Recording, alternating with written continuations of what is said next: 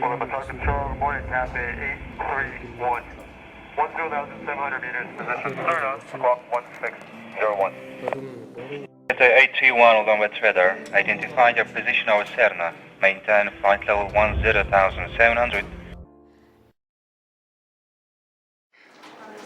Ганбаатар ерөнхий нислэгийн өдөртөө ээлж яам тул өнөөдөр ээлжийн хугацаанд гарч байна.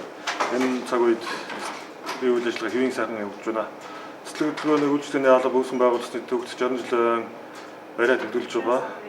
Нийт ажиллаж байгаа албан хаагчид болон үеийн нислэгийн өдөртөгч та бүхэндээ ээлж яам тулны зүгээс баяраа сайхан тэмдэглэхийг хүсч баярын мэнд хүсэж байна. Арын алба тайван сайхан байна. Та бүхэн сайхан баярлалаа.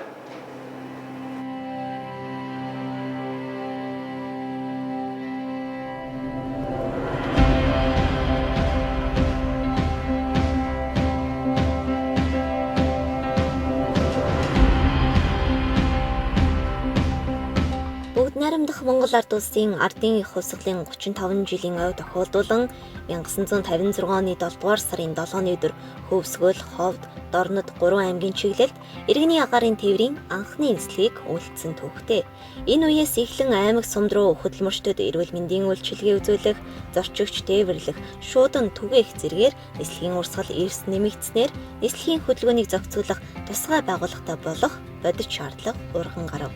Иймээс 1957 оны 2 дугаар сарын 22-ны өдөр Сайд нурын зөвлөлийн 107 дугаар тогтолоор цэргийн ба нийгмийг аюулаас хамгаалах хэрэг эрхлэхийн яамны дэргэд иргэний агаарын тээврийн харилцааг зохицуулах агаарын харилцааны газрыг байгуулж Улаантүгийн одод 5 дугаар нисэх отрядын даргаар Гунга, штабын даргаар Сиренэн, ахлах хөдөлгөөний диспетчерээр багш нисгэгч бушууч Бадарч, ерөнхий иш дүрмнаар Лавгсрын нарыг шинэхэн байгуулагдсан төвөг нисэх буудлын хөдөлгөөний диспетчерээр багш нисгэгч хушууч Бүрвийн Загд, Будын Надия нарыг томилсноор нислэгийн хөдөлгөөний байгууллагын түүхэн замнал эхэлжээ. Батлан хамгаалах яамны хариу байсан учраас ахлах цол өгөөд 5 техникч, 5 нислэгийн удирдагч, 5 операторчин сургасан. Анхны диспетчерийн курст Будын Надия, одоо Надия багш. Надиага хэн Бүрвийн Загд, одоо тэр манай албанд дарга. Бүрвийн Загд матрос Зайсана гэж хүн байсан. Тэгээ хамгийн анхны одоо нислэгийн удирдагч гэвэл Надиага бол болох байна. Дараагийн үеийн хөдөлгөөний диспетчерүүдийг зөвлөлт социалист бүгд найрамдах холбоот улсад сургалтанд суулгах, туршлагатай мэрэгжүүлтнүүдийг дагалдуулан сургах зэргээр ажлын талбарт бэлтгэн гаргасан. Орон нутгийн нисэх буудлуудын хувьд нисэх буудлын дарга хөдөлгөөний диспетчерийн үргийг давхар гүйцэтгэдэг байжээ.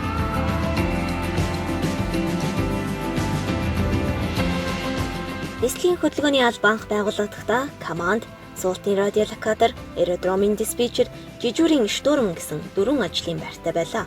Агаарын хөлөгтэй радио холбоо тогтоосон цаг, дамжуулсан цаг агаарын мэдээ, өгсөн захирамж, зөвшөөрөл зэрэг бүх яриаг тэмдэглэдэг командын журнал, нар орох гарах таблиц, гараар зурсан Улаанбаатарын оролт бугалт үлдэх схем, ВД10 өндрийн хэрэглэл зэрэг хамгийн энгийн техник хэрэгслийг ашигладаг байсан ч нислэгийн аюулгүй ажиллагааг бүрэн ханган ажилладаг байв. Тэгээ манайхан чинь нэг олдоо нэг ээлж гэж байхгүй. Ерөөсөө АДП гэдэг ТП гэдэг хоёр хүн пункттэй. Тэгээ тэрнийх нөгөө хоорондоо нөгөө телтокор харьцдаг.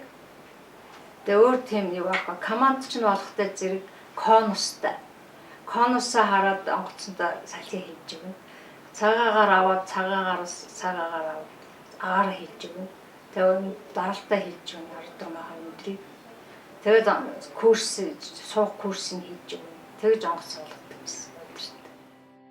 Нислэгийн хөдөлгөөний үйлчилгээ өргөжин тэлж 1956 онд зөвлөлт социалист бүгд найрамдах холбоот улстай, 1958 онд бүгд найрамдах Хятад ард улстай агаарын харилцааны тухай хэлэлцээр байгуулж, Улаанбаатар Москва, Улаанбаатар Бээжингийн чиглэлд анхны агаарын замуудыг нээсэн байна. 1958 оны 11-р сард ардын хурлын тэргүүлэгчдийн 172 дугаар зарилгаар бүгд найрамдах Монгол Ард улсын агаарын зайн тухайн хуулийг баталж, нислэгийн хөдөлгөөний үйлчилгээ үзүүлэх үндсэн хариуцлагын бүсийг эргэцэн үндэстэй болгожээ.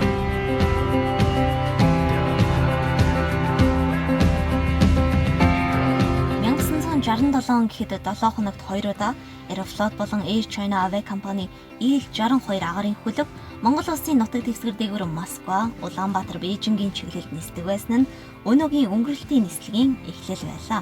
1970-ад оны үед Улаанбаатарын нисэх буудал, Буултын оролт үлдэх СП-50 систем, анхдагч радиолокатор, хөөрч буух зөрүүсүүлэн явуулах замын шөнийн гэр суултын системээр тоноглогдсон радио нэвтрүүлэх төвдөө үйл ажиллагаа явуулах болжээ. Мөн үеэс агарын зам бүтэц зохион байгуул сайжирч, нислэгийн шин зам гаргах, аэродромын нислэг үлдэх заавар, цаг агарын хязгаарлалтыг шинжлэх, орионы болон аэродромын хөлийн бүсийг тогтоож, нислэгийн хөдөлгөөний удирдлага илүү боловсронгүй болжээ. Нислэгийн газрын дараа онгоо гэдэг үнэ тушаалаар нэг аан хоёр онгостой компьютер бүх орон нутгаар явсан, бүх аймгийн бүх онгоц бодгсон, бүх маршрутаар нэсээ орон нутгийн аан хоёрын маршрут, аан хоёр онгоцны нислэгийн тал байгуул ингэж баталгаажуулсан. Энэ бол 2 жил гаруйтай юм ажил болсон. 1970 оны 1-р сарын 21-ний өдөр агарын харилцааны газрын 13 тоо тушаалаар хөдөлгөөний албанд нислэгийн удирдагч гэсэн албан тушаалыг шинээр бий болгож, нислэгийн удирдагчийн эрх үүргийн заврыг баталсан байна.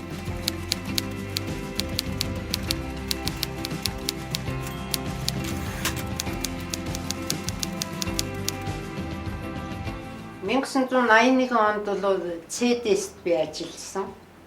CDS гэдэг маань төв нислэгийн байр гэсэн. Тэгэхэд бүх орон нутгийн 18 аймгийн нислэг болон шуудангийн нислэгүүдийг болох төр CDS хариуцдаг байсан байхгүй юу? CDS хариуцахтай болох төр зөв өглөө 18 аймаг болгонд сум болгонд нислэг үлддэг.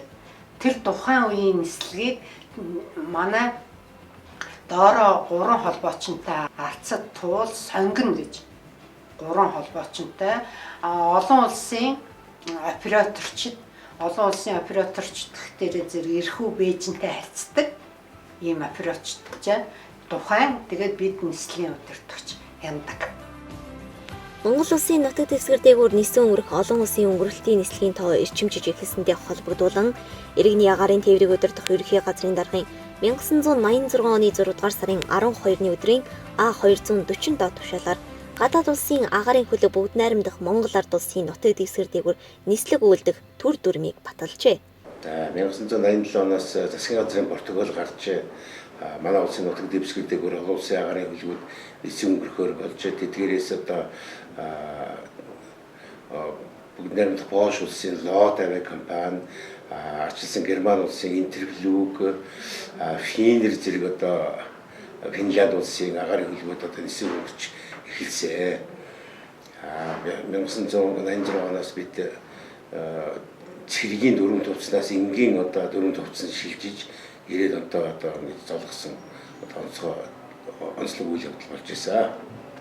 Манай улс 1989 онд Канадын Монтреал хотноо улсан олон улсын иргэний нисхийн байгууллагын 27 дугаар чуулганаар тус байгууллагад гишүүнээр элсэж, дотоодын иргэний нисхийн салбарт олон улсын стандарт практикийг дагаж мөрдөх ажилд шамдан оров. 1992 оны 4-р сард Монгол улсын баг хурлаар агарын зад нислэг үлдэх тухай Монгол улсын хууль батлагдаж, үүнийг дагаад агарын тээврийн байгууллага авиакомпаниудын дагаж мөрдөх дүрм журамд цоо шинэ өөрчлөлтүүд орж ирэв. Мөн орчин үеийн боловсронгүй тоног хөрөмжийг үйл ажиллагаанд ашиглах зорилгоор Финланд улсаас цагуурын Вайсала, Франц улсаас навигацийн War Dime зэрэг хөрөмжүүдийг худалдан авсан нь одоо хүртэл үйл ажиллагаанд ашиглагдаж байна. Газрын дан тушаалаар одоо энэ дүрмүүдийг жоохон болсонгүй болгоё гэдэг жишээлбэл энэ хууд 95 нислэг хөлөө удирдах дүрм гэж 95-ыг шинээр хийх ажлын хэсгээр биеэр ахлаад явж исэн. Тэгээд ажлын хэсгийг баг 6 сар бидэнд хийсэн баха. Тэр номыг гаргаад тухайн үед л их дэвшил зарим нэг заалт оруулж ирсэн. Нислэг удирдагч хэл ээлжтэй байх хэвээр, хоолнд нь ордог байх хэвээр. Тэгээд нислэг удирдагч нар маань ийм ажлын орчинд ажиллах эдийн заалтад оруулаад хоорондоо баярлаад ангуудаа Монгол улс төр агаар нислэг өндрүүдийг flight level-ийг одоо зохион байгуулалтанд оруулж тэнд дүрмдээ оруулж ил хоёр онгоцны агаар хөлгүүдийн хоорондын зайг ангуудад энэ хөдөлгөөнд оруулсан. Ер нь би одоо бид эргээд бодоход энэ хүү дээр нь бол нислэг хөдөлгөөний удирдлагыг бол нэлээд томоохон өөрчлөлт төвчсөн. Олон улсын өнгөрөлтийн нислэгийн тоо гэснээр нислэгийн удирдагчдын ажил үүргийн хуваарлалтанд өөрчлөлт орж 1992 онд контролын нислэгийн удирдагч, 1994 онд аэродромын нислэгийн удирдагч, 1995 онд нислэгийн мэдээллийн эмтгэл хариуцсан мэргэжилтэн гэсэн ажлын байруудыг шинээр бий болгожээ. Нислэгийн хөдөлгөөний мэргэжилтнүүдийн мэргэжлийн боловсрол хэлний мэдлэгийг дэвшлүүлэх үүднээс Европын орнууд руу сургалтанд хамруулах, туршлага судлуулахаар илгээдэг болжээ.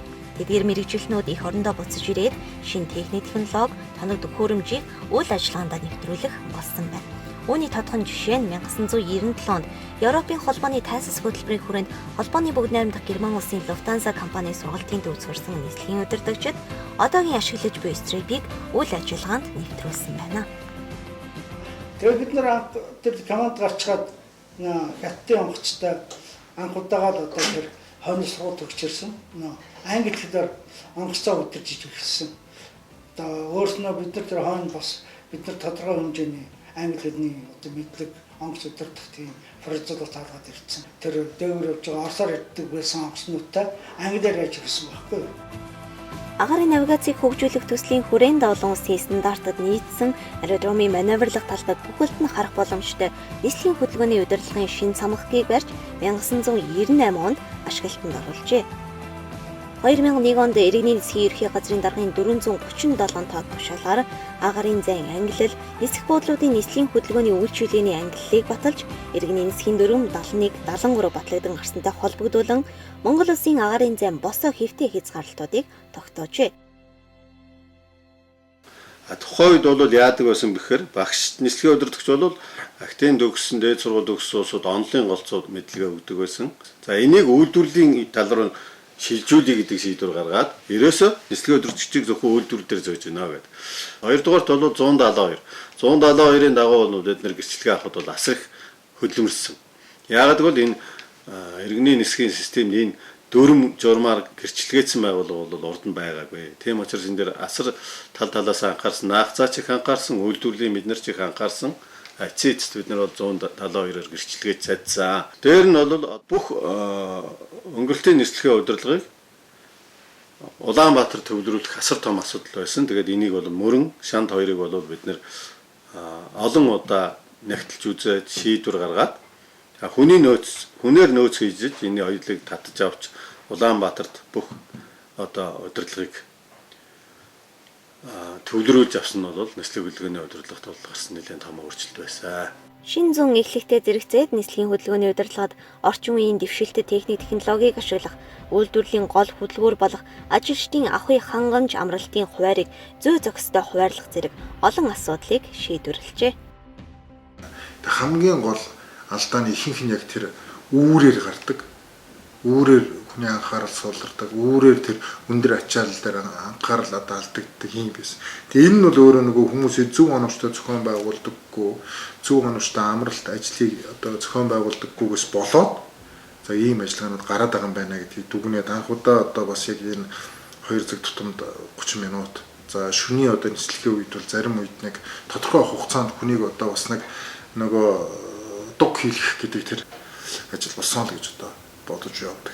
Техник тоног төхөөрөмжийн шинжилгээний хувьд нислэгийн удирдагчдын санаачилгаар навигацийн төхөөрөмжийн тархалтыг өргөтгөх, бодит ажиглалтын систем, олон улсын стандарт шаардлагад нийцсэн шинэ технологиудыг үйл ажиллагаанд нэвтрүүлэх зэрэг томоохон ажлуудыг амжилттай хэрэгжүүлсэн байна. 2010 оны олон улсын иргэний нисхийн байгууллагын аюулгүй ажиллагааны өргөтгсөн аудит шалгалтын дүнд Монгол улс 87.39% хангалттай үнэлгээ авсан бол дэлхийн улс орнуудын дундаж үнэлгээ 58.72% байжээ. Нисхийн 90 ха хаврын туслах үйлчилгээний чанарыг зохиох төвшөнд байлгах, мэргэжилтнүүдийн ур чадварыг сайжруулах зорилгоор Монгол улс болон Оросын холбооны улсын нислэгийн хөдөлгөөний үйлчилгээний албаныхан 2010 оноос эхлэн Joint SARIX ээж бүрэн хамтарсан сургалтыг зохион байгуулах болсон. Нийт 4 удаа зохион байгуулсан энэхүү сургалтанд манай нислэгийн хөдөлгөөний үйлчилгээний албаны 90 ха хаврын туслах мэдээлэл зохицуулах хэсгийнхэн болон нислэгийн удирдагчид идэвх санаачлагтай оролцож цаашид сургалтын цар хүрээг уламж хэлэхээр хичээн ажиллаж байна. 2011 оны 3 дугаар сараас эхлэн нислэгийн удирдагчдад олон улсын иргэний нисхийн байгууллагын стандартын дагуу англи хэлний 4-р түвшнийг хангах шаардлага тавьж эхэлжээ. Түүнчлэн 2011 оноос багасгасан босоо зайчилсан технологиг үйлдвэрлэл нэвтрүүлснээр агаарын зайн багтаамж, нислэгийн үр ашигт байдал нэмэгдсэн. 2012 онд ДОК 44-44-ийн дагуу нислэгийн төлөвлөгөөний шинэ форматаар үйл ажиллагаа явуулж эхэлснээс гадна 2003 оноос хойш хэрэгжүүлэхээр төлөвлөж байсан бодит ажиглалтын системийг албан ёсоор ашиглаж эхэлсэн. Тухайн үед 2003 онд зохиогдсон нөхдөд болсон нислэгийн хөдөлгөөний үйлчлэгийг боловсронгүй болгох гэдэг анхны семинар зөвлөгөө. Энэ санаачлагч нь бол нислэгийн өдөртсөн холбоо маш идэвхтэй дэмжиж ажилласан бол манай нислэгийн хөдөлгөөний үйлчлэгийн алба. За энэний үр дүнд бол цаашдаа улсын төсөвт энэ радиолокаторын асуудлыг хилцэхэд бол улсын төсөвт тусах асуудал шийдэгдсэн. За ингээ 2006 оноос бол бид яг бодитойгоор агаар хөлгийг харж удирдах юм нөхцөл бүрдэх ажлууд хийгдэж эхэлсэн.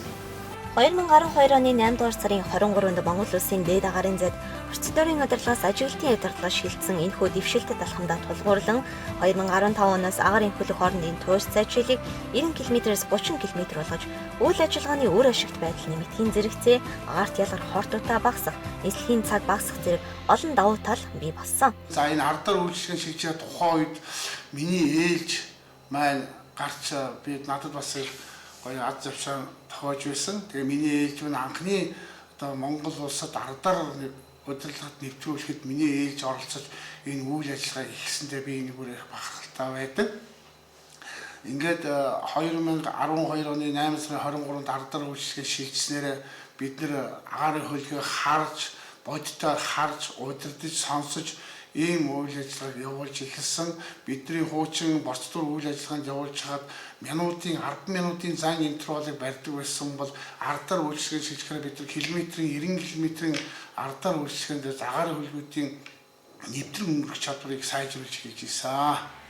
Дээд агаарын зайд бодит ажиглалтын удирдлагын үйлчилгээ үзүүлэлт зогсоохгүй 2016 оны 9-р сарын 15-нд ойртолтын бүсэд бодит ажиглалтын удирдлага нэвтрүүлснээр аэродром ойртолтын ажлын байрыг салгаж нислэгийн удирдагчийн ажлын ачааллыг эрс багасгажээ.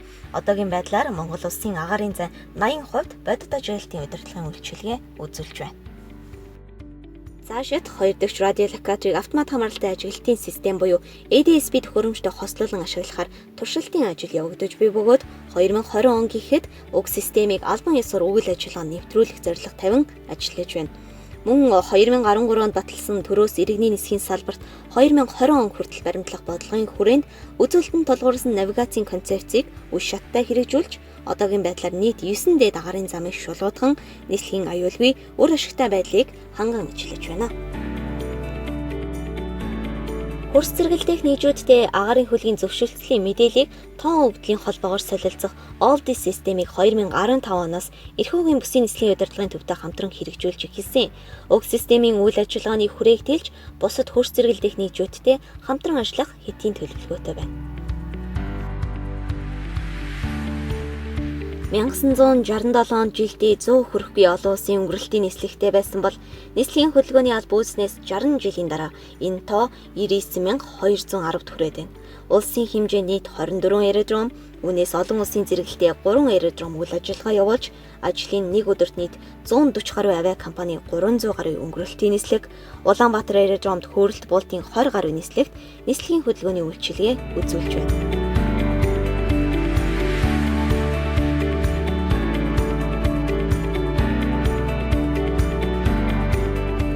Иргэний нисхийн ерхий газрын нислэгийн хөдөлгөөний үйлчилгээний алба, бүс, ойртолт, аэродромын нислэгийн хөдөлгөөний удирдлагын үйлчилгээ, нислэгийн мэдээллийн үйлчилгээ, эрен хайх аврын туслах мэдээллийн үйлчилгээ үзүүлж нийт 12 хэсэг 243 албан хаагчтайгаар Монгол улсын агаарын зайд нислэгүүлдэж байгаа агаарын хөлгийн аюулгүй, түргэн шуурхай, үр ашигтай байдлыг бүрэн ханган ажиллаж байна.